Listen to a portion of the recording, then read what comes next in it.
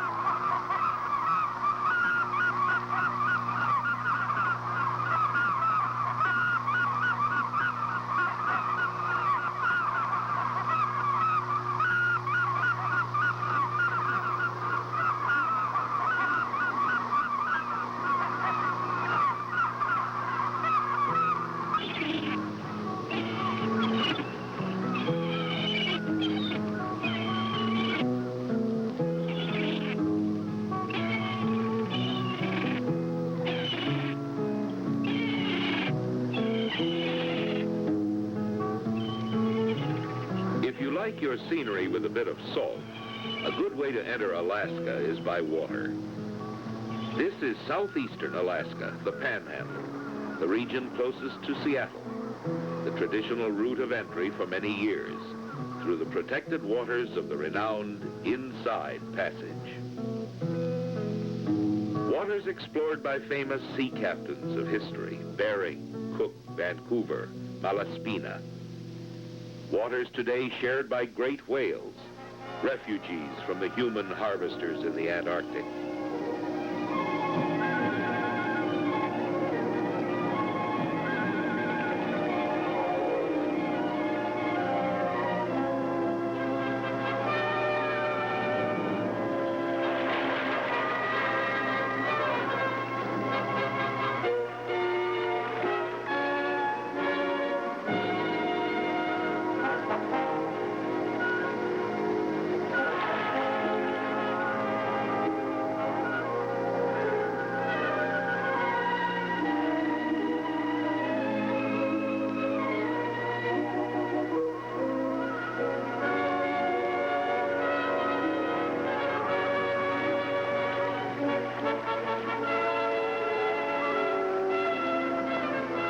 Vessels bringing you to Alaska are no longer under sail.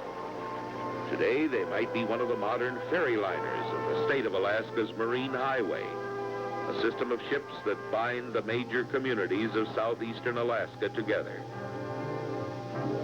Here it appears to be still an unspoiled wilderness, abundant, fresh, sparkling, little changed since the coming of man.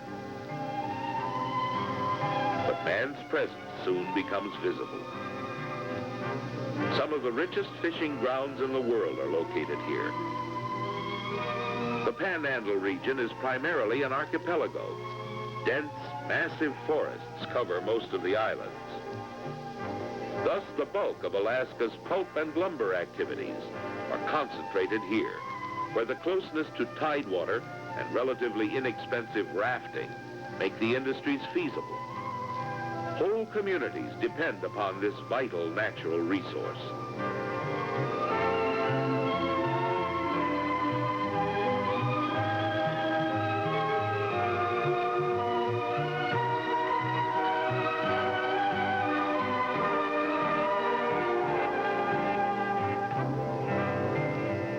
The first great pulp mill is located near the first city to be visited, 750 miles north of Seattle as the steamship plies, Ketchikan. Third in population in the state with over 12,000 people. A mild climate here in this region. This is the banana belt of the state. It is warmer here in winter than the North Atlantic coast of the United States.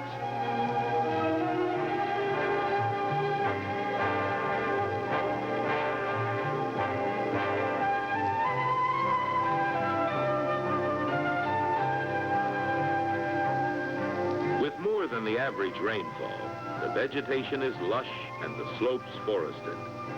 Spruce, hemlock, and that durable red cedar from which the Indian artist evolved his most striking creation. The Tlingit and Haida clans display with pride the pictorial literature that tells of a great past. And these monuments stand as testimony to the rebirth of a culture almost lost in the transition from the old ways to the new.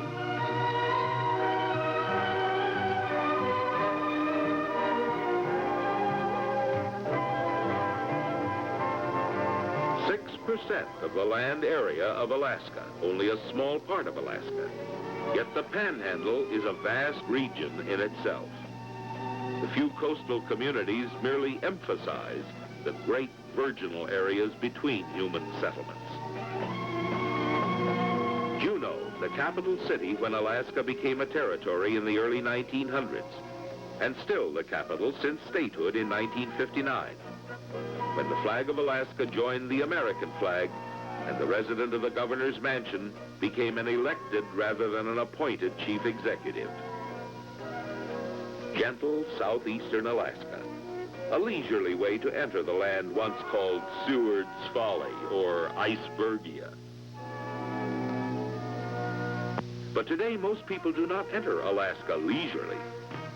In the age of the jetliner, they come suddenly. Ladies and gentlemen, we are now approaching Anchorage International Airport. Please fasten your seatbelts and kindly observe the no smoking sign. Thank you. My job as a stewardess brought me to Alaska. Working on SES intercontinental flights, I had traveled the world. Like many people who had never visited Alaska, I had impressions of a hostile land, of continuous ice and snow. Anchorage is a hub for international air carriers, operating over the North Pole to and from Europe and Asia. This was to be my home for some months, and free time allowed me to see for myself this land that is the least understood in North America.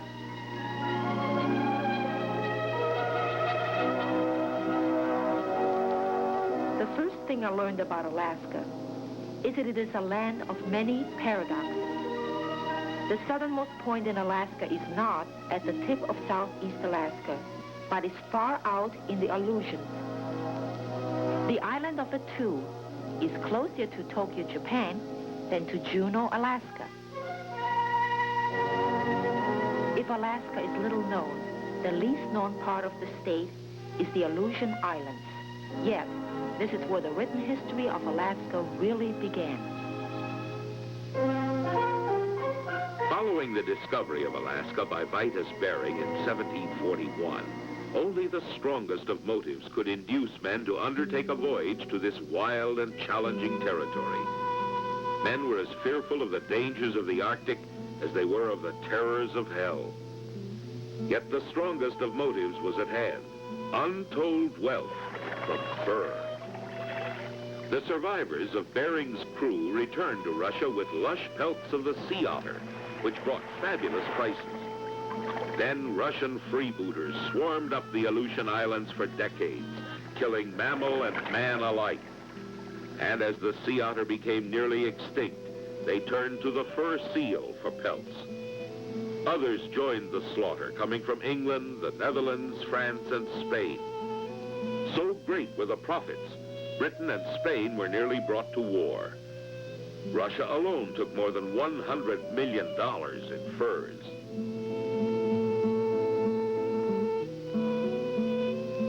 In the 1800s, whaling was a most profitable business. Whale oil and whale bone were in great demand. Each year, nearly 800 ships left American whaling ports for Alaskan waters. A peak decade saw the kill of over 100,000 whales. The development of steam vessels enabled the whalers to systematically clean out remnants of the once mighty herds, which rolled in the coves past Point Barrow. As their vessels headed homeward, increasingly empty, whalers turned their guns on the walrus, prized for its ivory tusks. So, with the decline of the whale went the walrus, whose bellowings, according to Sheldon Jackson, could once be heard above the roar of the waves, the grinding and crashing of the ice fields.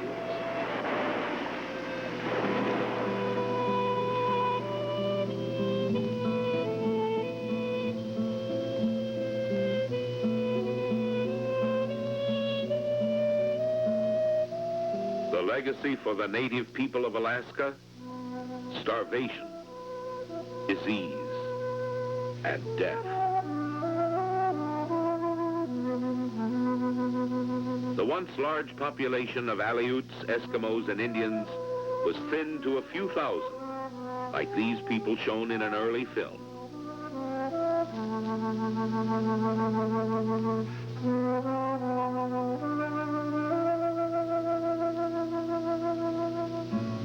But the exploitation of Alaskan waters was not yet ended. A new industry, salmon fishing, was to take the place of the mammal hunt. Millions of salmon make their home in Alaskan waters. Their life cycle is one of nature's most amazing stories, mysterious and spectacular. Each year, millions of baby salmon are born in hundreds of freshwater streams throughout Alaska and journey down to the ocean. After 2 to 5 years at sea, an unerring instinct urges the salmon to return to the very streams where they were born. When they re-entered these waters, huge traps caught them in an inescapable net. The first shipment of commercially canned salmon in the 1870s was small, but within 30 years, more than 55 canneries stretched across the territory, as far west as Bristol Bay. Introducing modern technology, salmon fishing in Alaska became big business, controlled by big corporations outside the territory where all the profits went. Over the years, more than $2 billion were gained from this single Alaskan industry.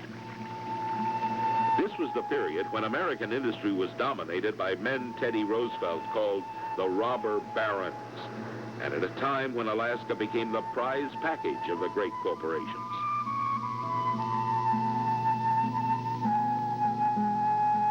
As a historian stated later, the history of Alaskan fishing from 1890 to 1922 is a story of senseless exploitation by private interests running rampant. The number of fish traps which could be operated by the non-resident cannery owners was limited only by the available sites. The salmon resource was devastated.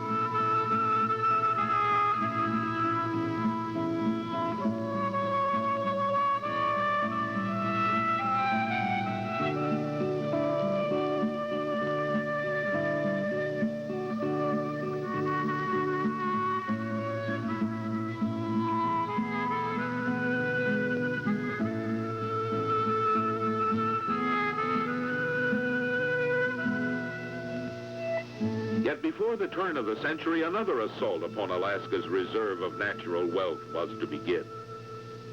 The Alaska Juneau Gold Mine, the world's largest at the time. Today, a scar on the Juneau landscape. In short, this is the story of the exploitation of Alaska.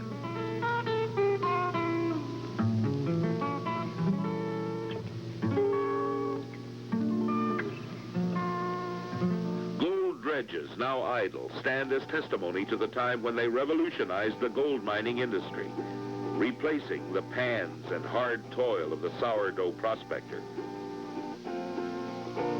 This was the Alaska that writers romanticized, writers who formed the image that made the name of Alaska itself a challenge to adventurers everywhere. Today, all that remains of an industry that took nearly $1 billion in gold from the earth in Alaska are a few prospectors using the original equipment and method, and mostly for the attraction of tourists. Alaska's mineral wealth has by no means been depleted by past mining.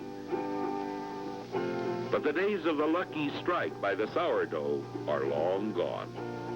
Only big industry with modern methods could extract the minerals left. A mining activity, for example, like the huge Guggenheim Morgan combine built at McCarthy. Nearly $250 million in ore was shipped from Alaska in less than a quarter of a century from these mines. Gold recovered as a byproduct of this mining activity was never even recorded. And like all past Alaskan resource exploitation, the wealth gone, the scars remain.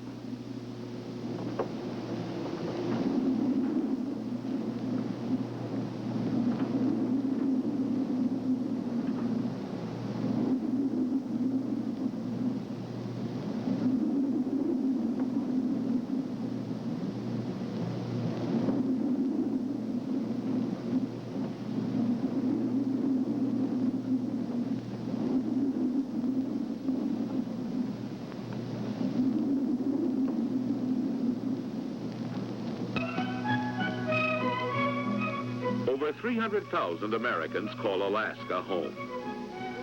Today they are suspended a bit uneasily between memories of a pioneer past and dreams of a glittering and prosperous future.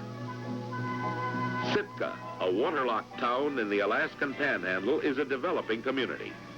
Founded in 1799 by Russian fur interests and once known as the Paris of the North, it houses many who pioneered Alaska, making it possible for today's generation to live here.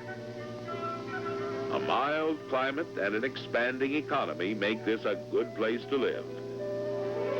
An observer once remarked, had the Pilgrim Fathers settled at Sitka, Alaska, instead of at Plymouth, they would have found a milder climate, better soil and timber, and more game, furs, and fish.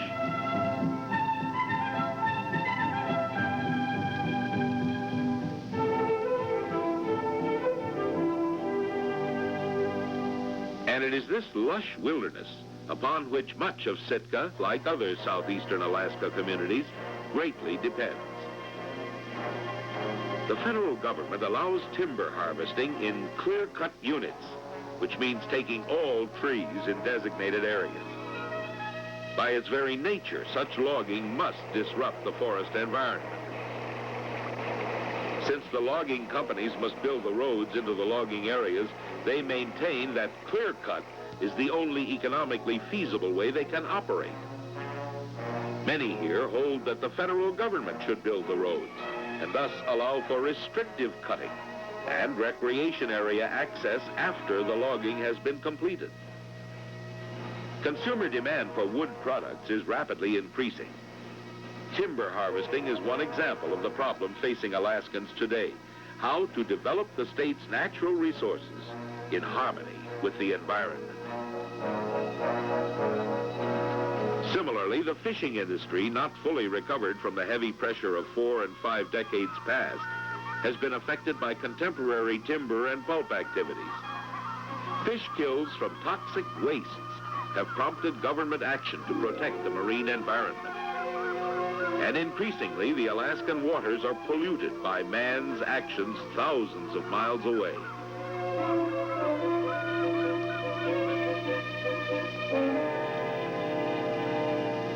Now, over 2 centuries after Bering's discovery, a new resource overshadowing the wealth of all previous resources has been discovered and is being developed. The first commercial oil discovery was in 1957 on the Kenai Peninsula and in Cook Inlet, south of Anchorage. But it was the discovery of extensive oil fields in the Arctic slope north of the Brooks Range that has brought the attention of the world to Alaska. An estimated 10 billion barrels of oil is locked beneath the frozen tundra.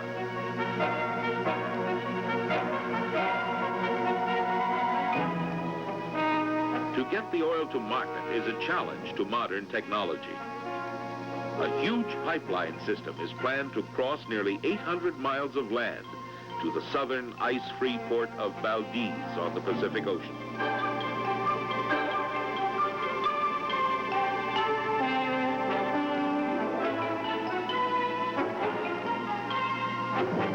But first, while the wells remain capped, an extensive study is being made of the animal and plant life of the region and the effect of a pipeline system upon the environment.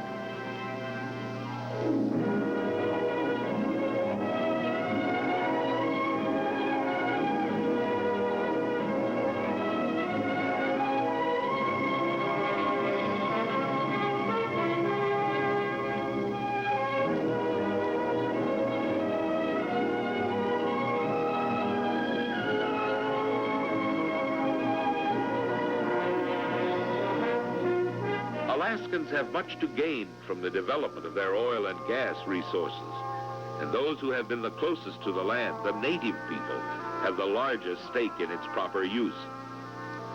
For much of the resources to be developed are located on the lands of the Aleut, Eskimo, and Indian peoples, Alaska's first inhabitants.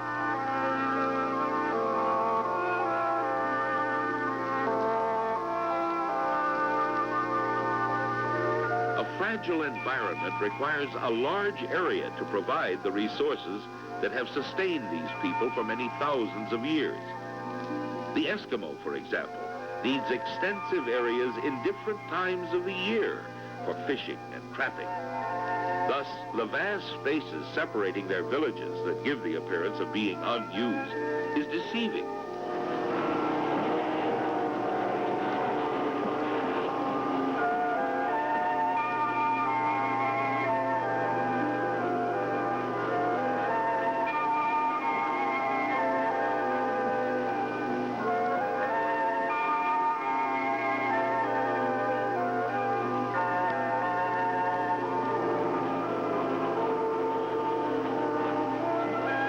Living primarily in western and northern Alaska, the Eskimos conquered a harsh climate, and with a unique technology fashioned by time and experience, they lived in harmony with their environment.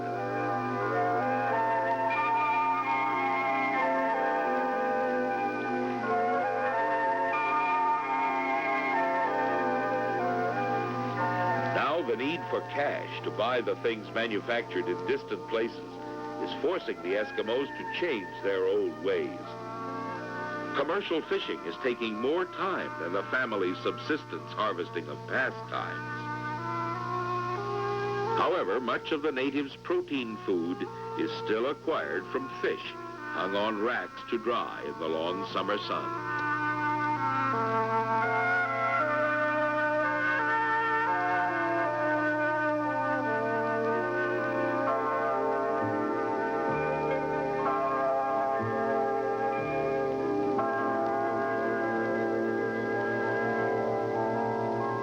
Fishery cooperatives and locally owned businesses are increasing in the Eskimo communities, with the increased income improving the standard of living of the residents. Alaskan summers are shorter than in the other 49 American states, but the days are longer. This is the land of the midnight sun, a photogenic sun that in the Arctic refuses to set for up to 36 days. This is the time of great activity among the people of Alaska. For soon winter will set in, with the long nights replacing the long days of summer.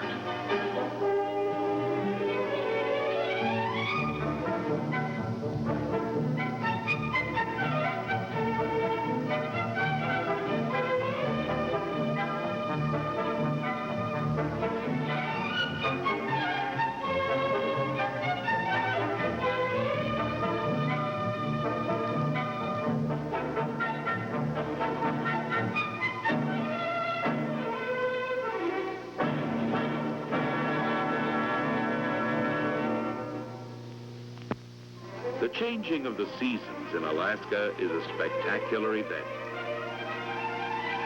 A land of extremes, each of the 4 seasons is in itself extreme. Autumn offers a beautiful array of colors painted by nature.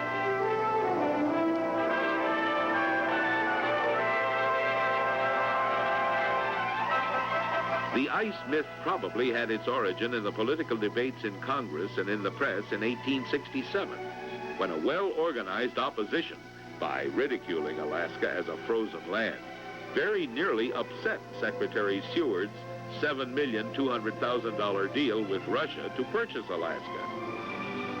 Actually, permanent snow and ice fields cover an area of only about 18,000 square miles, approximately 3% of the state.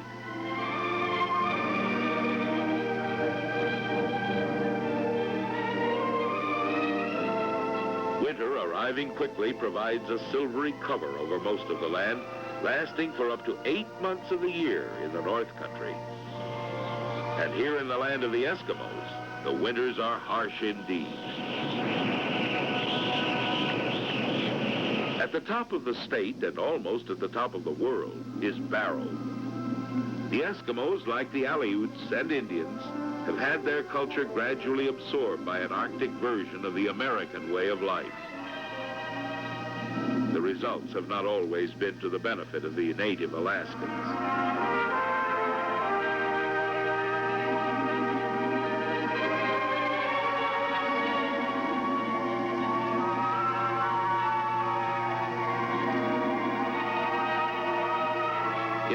Covering more than 1/2 of Alaska, isolation has been a major handicap in the development of the more than 100 Eskimo communities. Communications are difficult, but modern technology is increasingly narrowing the distances. Flyers have to pilot planes in all kinds of weather, in blizzards when it is 50 degrees below zero, and at times when sea, land, and sky all seem to be one color, white. And there seems no way of telling where one ends and the others begin.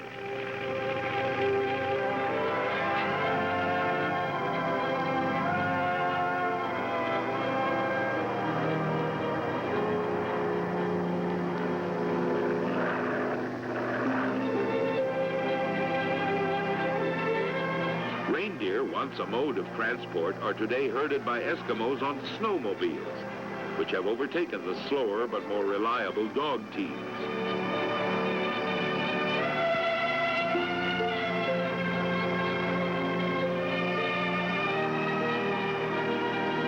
Considered a machine of pleasure elsewhere, here in Eskimo country, the snowmobile has become the workhorse, helping to link the vast distances together.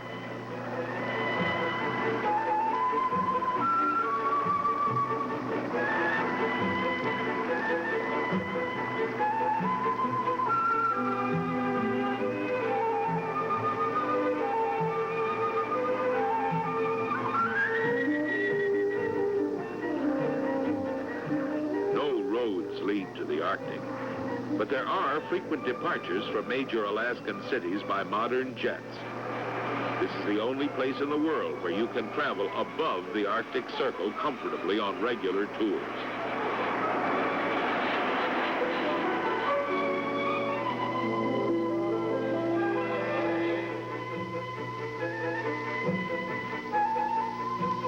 Wash Day in the Arctic, as elsewhere, usually falls on Monday.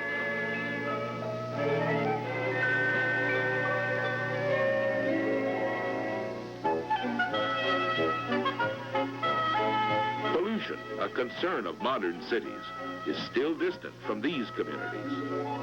But other concerns of the people are present. With increased awareness of the opportunities presented by the federal government's settlement of their land claims, the native people of Alaska are participating in the organization of the communities in their regions, attempting to invest wisely their new wealth in the development of their communities. This is done not only for themselves, but for those who will inherit this land and its potential.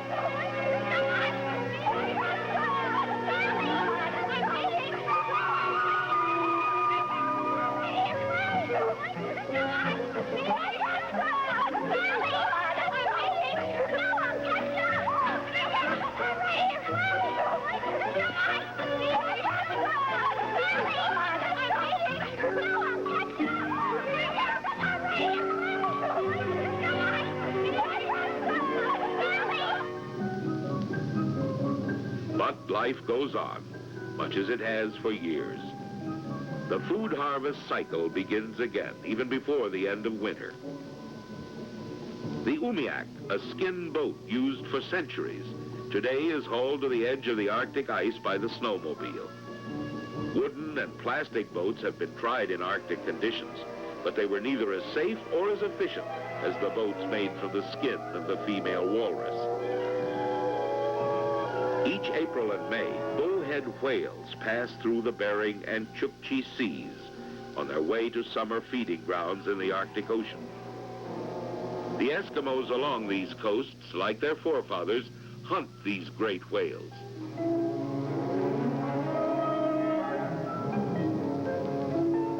This is a part of their culture not yet lost.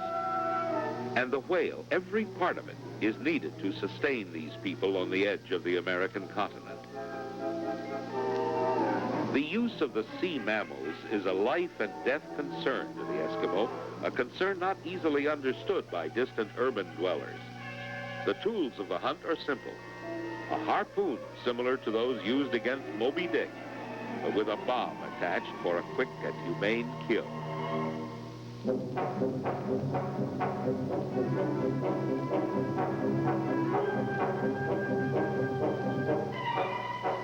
The rifle is used for the smaller white whale, the seal, and the walrus.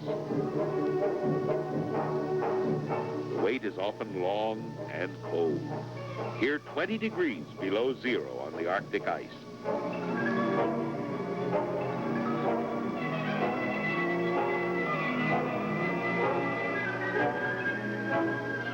Then, on the horizon, a whale. The crew quickly launch their boat. The chase is on. It may last for hours.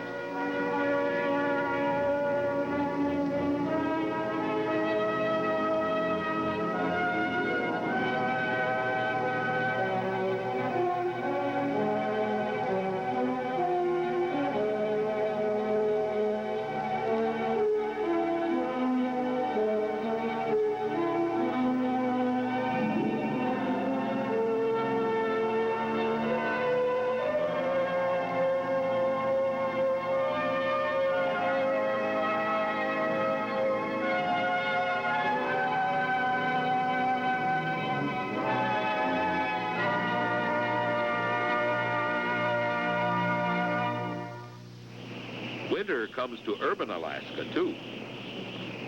The fresh snows cover the centers of Alaskan population.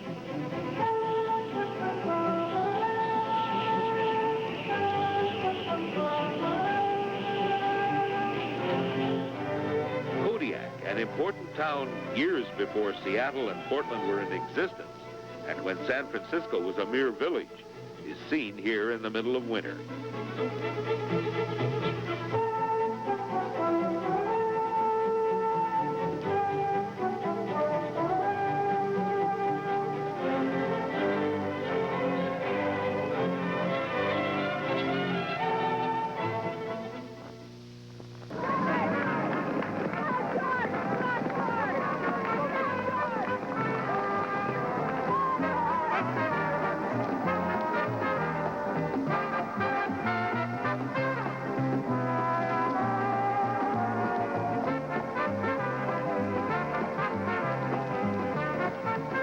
Alaska was once called Icebergia, but familiarity has melted the fiction of the ice myth, and many have been attracted to it. Near Anchorage is one of the longest ski lifts in the world, and nearly at sea level.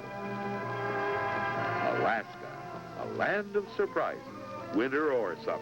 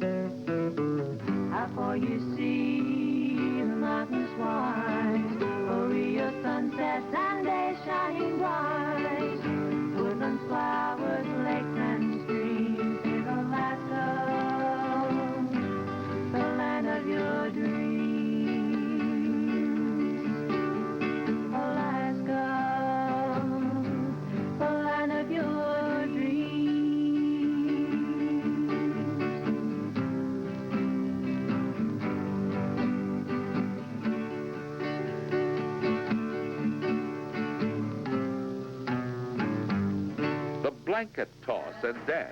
With this ritual, which is older than North America's written history, the Eskimos marked the end of the whaling season, part of a culture almost lost.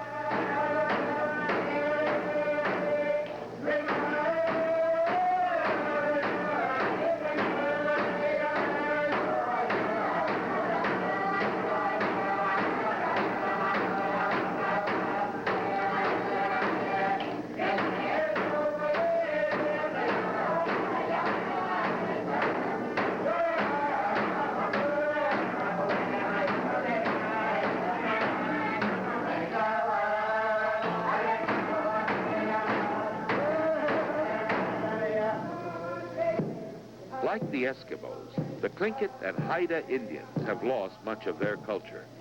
But today a revival is taking place. Totem poles, so often misunderstood by white men, are again being carved and have become a symbol of the revival of their culture.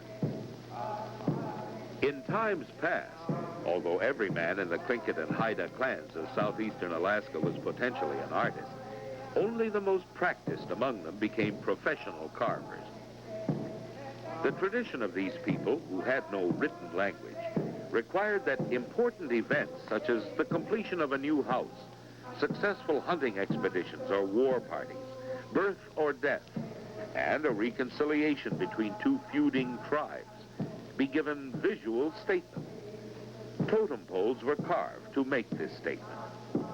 Thus, carving a totem pole is like writing a book. Tall, sculptured columns, often more than 60 feet high. These unique caricatures of birds, animals, and unrecognizable creatures are carved nowhere else in the world. And with few exceptions, they are understood nowhere else in the world. Totem poles have attracted the attention and aroused the curiosity of all who have seen them.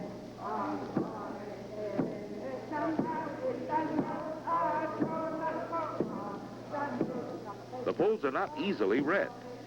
Each has a story, which begins at the top. The carved symbols of ravens, killer whales, eagles, and man tell those who recognize the figures what that story is.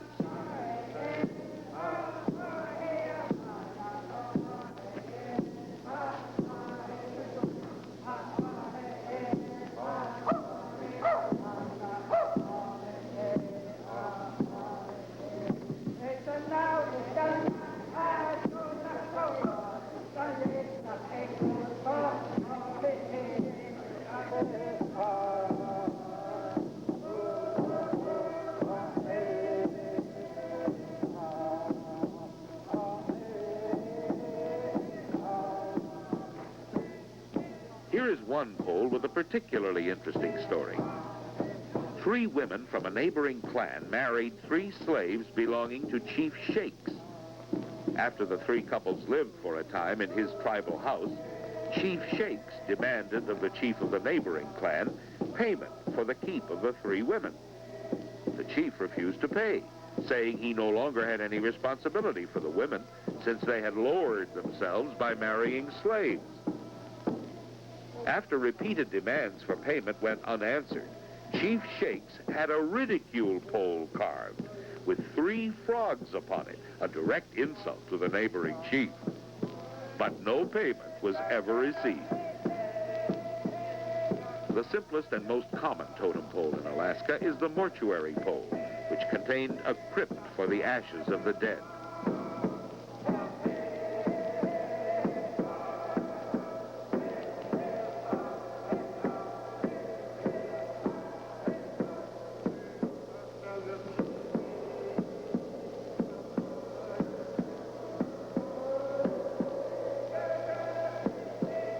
Most of the clan in times past resided in a tribal community house. These were decorated with heraldic screens and house pillars, which told stories similar to totem poles, but were used either as building supports or simply as decorations. These pillars are more than a century and a half old. Since the carving of a totem pole was like writing a book, the erecting of that pole was like publishing that book. The erecting of a totem pole was a cause for celebration called a potlatch, which was planned well in advance, often months ahead. Guests from other clans were invited. The potlatch was usually conducted in the tribal house and consisted of dancing, storytelling, feasting, and gift-giving. The potlatch often went on for days. As in the case of the totem pole, the potlatch was not understood by the white man. In Canada, it was outlawed for years, and in Alaska, it was discouraged by missionaries and officials. In Kake, Alaska, the first authentic potlatch since 1904 was held in the fall of 1971, and it had much meaning to the Tlingit and Haida Indians. In their cultural revival, the potlatch is as important as is the totem pole. Through the potlatch, the Indian people can carry on their traditions that have given them pride and dignity. And the elders can pass on to the younger generations their dances and stories. This is the heritage of the people who for thousands of years were masters of the wilderness of the Pacific Northwest. And the tribal brother-in-law.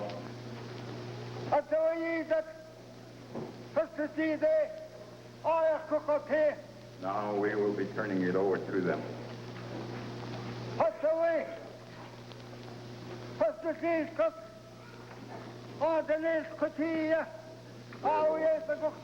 They're the ones going to do the way that grandfathers used to welcome people. There will be dancing.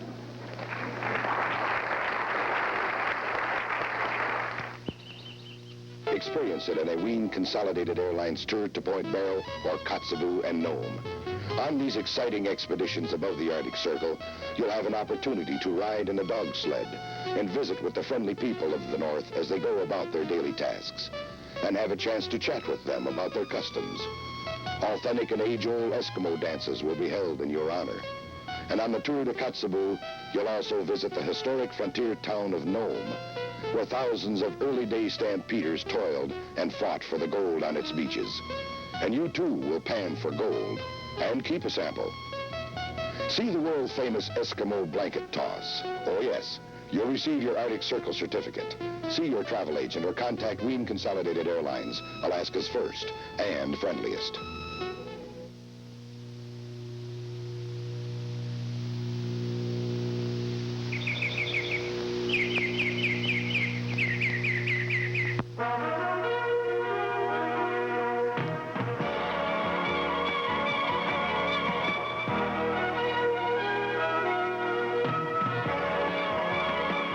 Alaska has very few highways.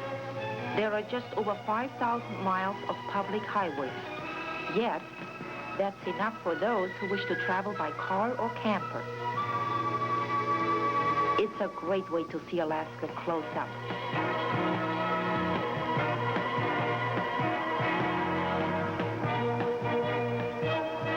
Fairbanks, the golden heart of the interior, is the end of the famous Alaska Highway. This community of about 30,000 people grew from a gold rush town at the turn of the century to become Alaska's second largest city and cultural, financial, transportation, and government center for the vast interior.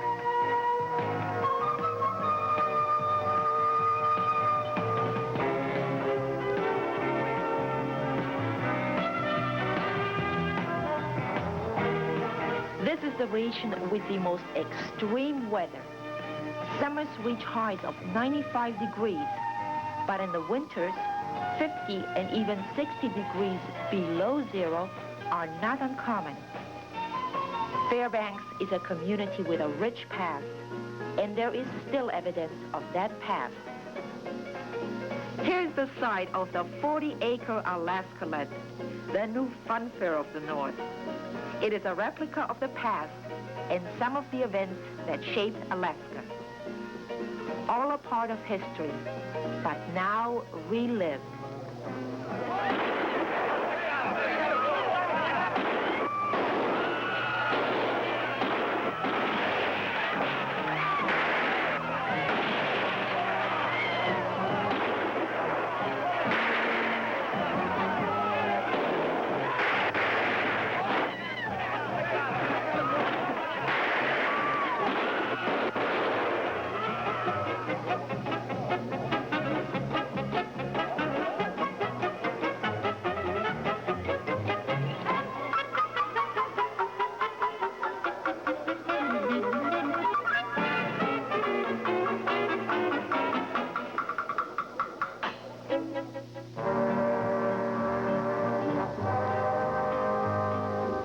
The University of Alaska is also here, a state institution founded in 1917.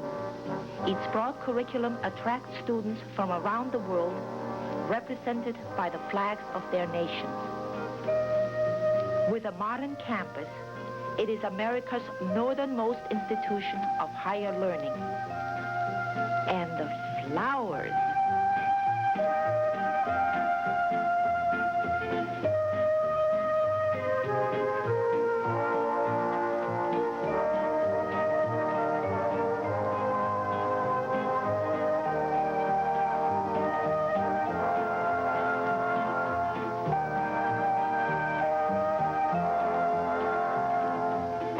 The most northern point of the Alaska Railroad is also at Fairbanks. One learns much in traveling through Alaska. The North Pole isn't in the center of the polar ice cap. It is a few miles south of Fairbanks.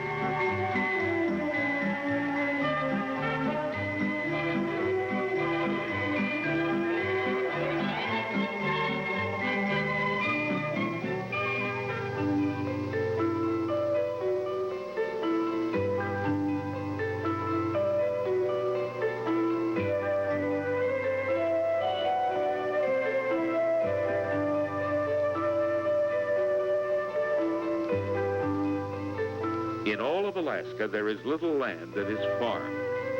Only a fraction of the estimated 18 million acres of potential farmland is under cultivation, and most of that land is located in the fertile Matanuska Valley, a short drive northeast of Anchorage.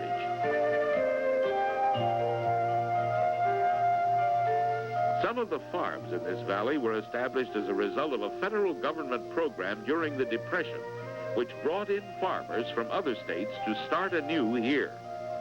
The migration of these pioneers into the North Country in the 30s was a natural extension of the earlier movement into the American West.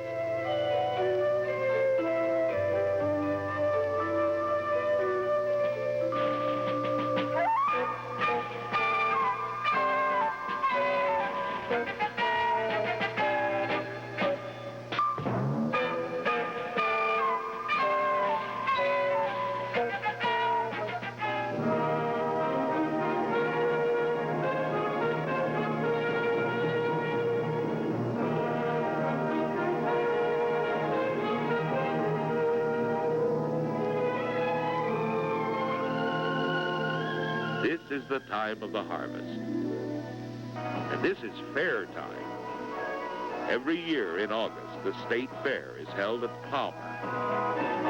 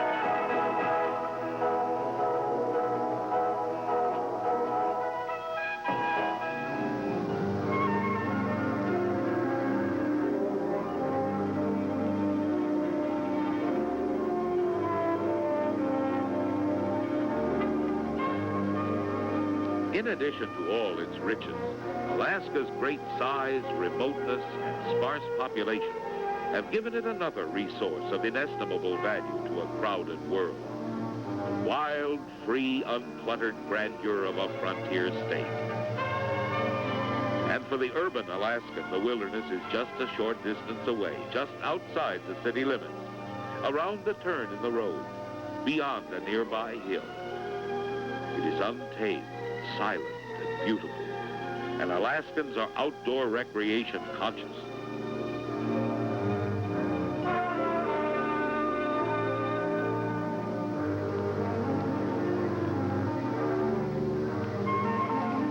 With this diversity of scenery, wildlife, fishery, and water resources, Alaska offers unusual opportunities for many kinds of recreation. This is the time to get outdoors. Summer nights are but brief intervals, not of darkness, but of twilight. These long days markedly and pleasantly affect the habits of Alaskans. Outings for all types of recreation are continuous, almost to midnight.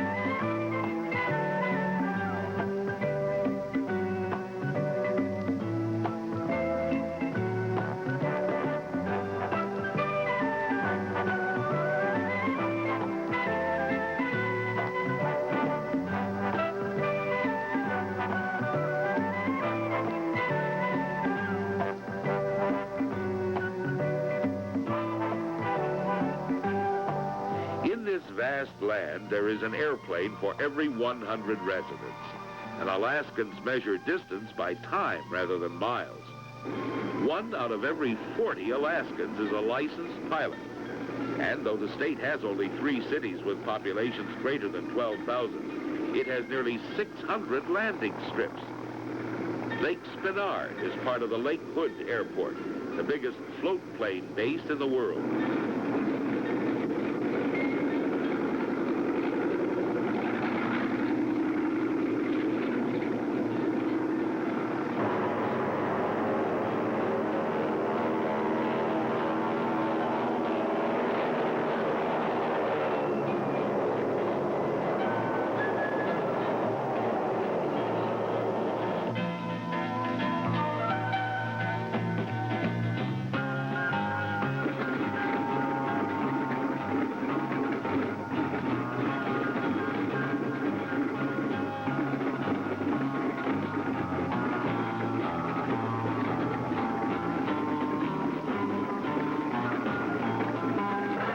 Highly mobile, the Alaskan depends in great measure upon the airplane for swift, reliable transportation. And with all this activity, the airplane can be a great source of fun and games.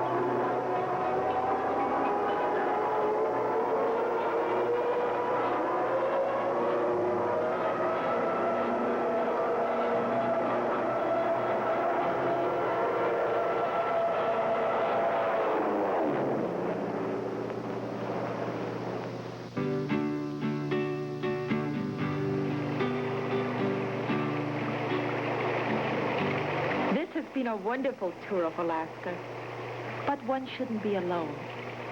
This should be shared with someone. Fortunately, I'm not going to be alone anymore. My fiancé from Europe is about to join me, and then together we will see this wonderful land. Together they'll see the lazy winter, midnight summer, the glowing sun. Together they'll breathe the pure clean air in Alaska, the Prince of Wine.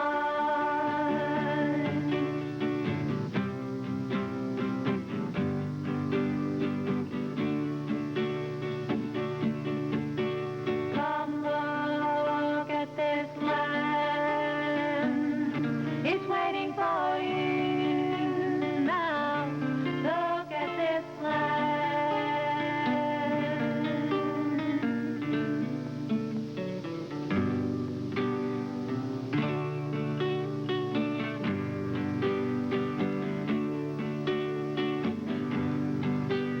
Together they'll see the lazy winter, midnight summer, the glowing skies. Together they'll breathe the pure clean air in Alaska, the Prince of Wine.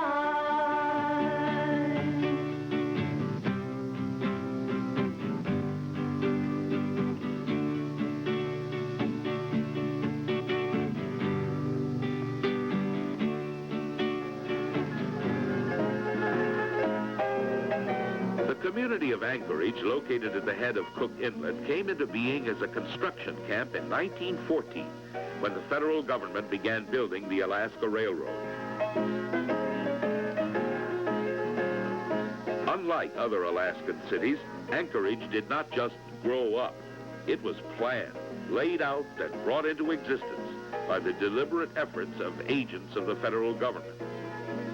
By the time of World War II, it was a booming town with a limited resident population, but with thousands of soldiers and construction workers. More than a quarter of a century later, Anchorage has changed. No longer a raw frontier town, Alaska's largest community has grown up. Anchorage is modern, a community of contemporary office and apartment buildings, well-planned shopping and recreational centers, and pleasant residential areas.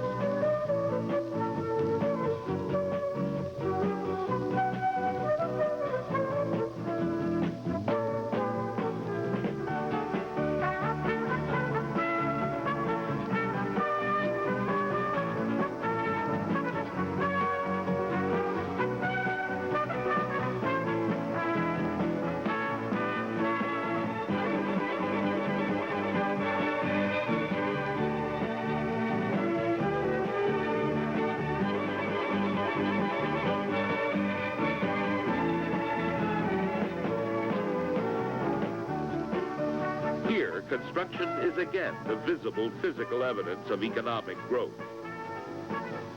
Anchorage is a nice place in which to live, and nearly 150,000 people call this growing community home, presenting another paradox of Alaska. With a state of 586,000 square miles, almost half of the population of Alaska lives and works within a land area of less than 100 square miles. During the war and post-war years, the population swelled, but the facilities to service its requirements lagged behind. A great building boom commenced, and it has not stopped. Modern steel and concrete structures, hotels, office buildings, hospitals, clinics, apartments, and industrial plants have been constructed.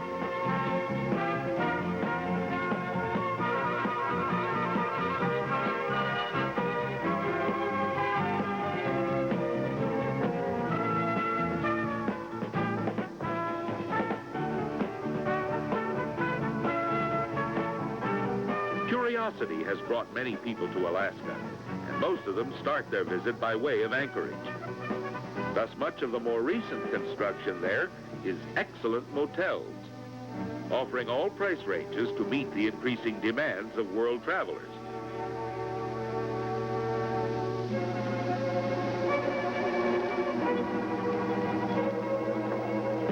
Anchorage is the fastest growing city not only in Alaska, but in all of the United States. It is also a model of a well-laid-out city. And the boom will continue, for within the next 20 years, the population of the area will double.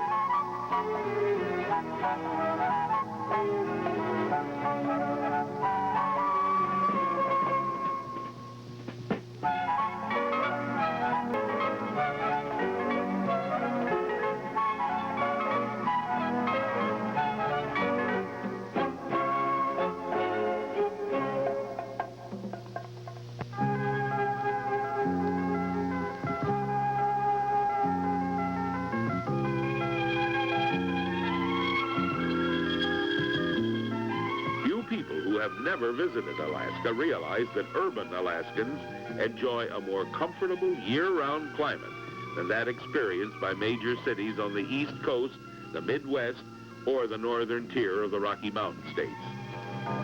And these Alaskans live within easy reach of the hush of the wilderness. Nowhere in the world is there a greater degree of liberty for the individual. Nowhere else, on the other hand, does the country itself set such rigid requirements. As someone recently pointed out, the law of the Yukon hasn't been repealed.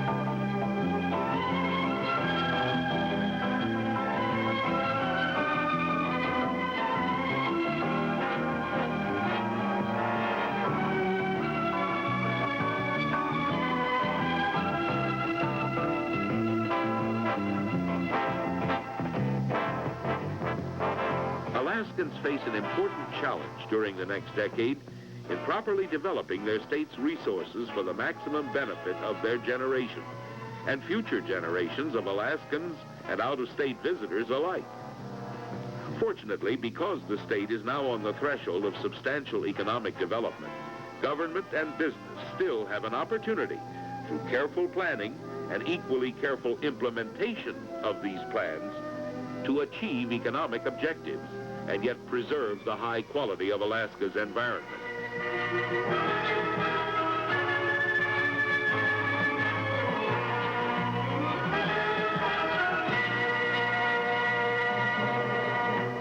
Statehood ended Alaska's long term of colonial existence and gave its residents greater control of the land's political and economic life, together with full rights as American citizens.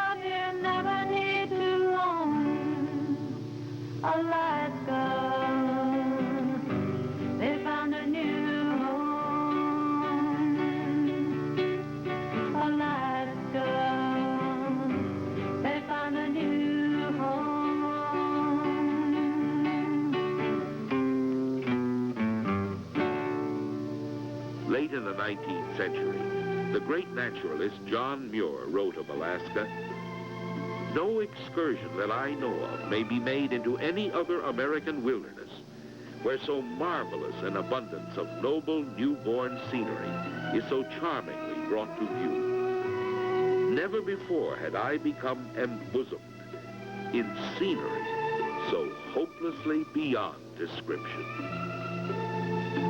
This is just Alaska.